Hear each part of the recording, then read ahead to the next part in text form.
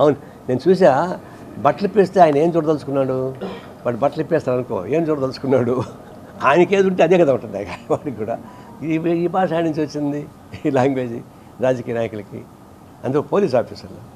మీరు అధికారులు ఉన్నప్పుడు పోలీసులు ఉపయోగించుకొని దుర్మార్గాలు చేస్తే ఆ పోలీసు ఇప్పుడు శిక్ష అనిపిస్తున్నారు.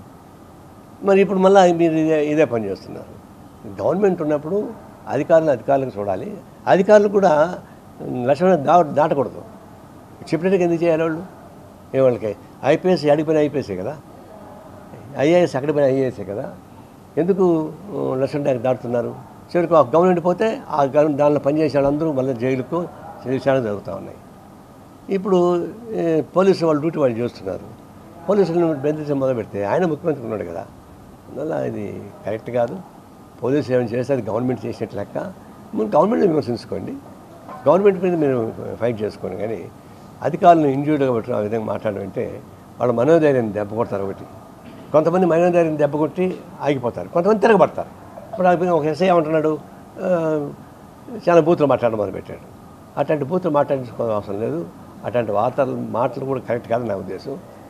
ఆ విషయాన్ని ఖండిస్తున్నాను.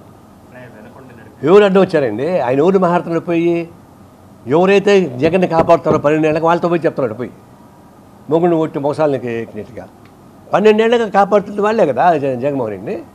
భారతదేశం స్వాతంత్రం వచ్చిన తర్వాత 11-12 ఏళ్ళగా బెయిల్ పైన ఉన్నాడా?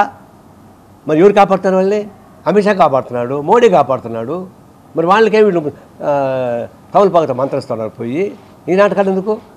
పొలిటికల్గా ఎందుకు మీరు గట్టిగా మాట్లాడరు? ఎందుకు డెసిషన్ తీసుకోరు? అది ఒకసారి చెప్పాలంటే ఈ విషయంలో టీడీపీ వైఖరి కూడా పాలసీ విషయంలో రాజీ పడుతున్నారు.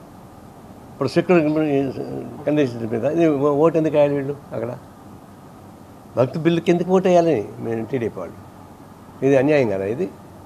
అందులో రాజకీయ అవకాశవాదం అనేది కరెక్ట్ కాదు. ఒక వీళ్ళు పోయి చెప్పినా కూడా ఎవరైతే ఆయన కాపాడుతున్నారో ఆయనకే పోయి మీరు మంత్రిస్తున్నారు, తమలపాకుతో మంత్రిస్తున్నారు. వాడు తలుపు చెక్కతో కొడుతున్నాడు. తమలపాకుతో నేనేంటంటే తలుపు చెక్కతో నువ్వు ఇట్టంటే అని చెప్పిస్తున్నారు. సరసాలా ఇది? ఎవరి మోసం చేయడానికి? చేత అయితే చేయమని చెప్పండి, యాక్షన్ తీసుకోమని చెప్పండి.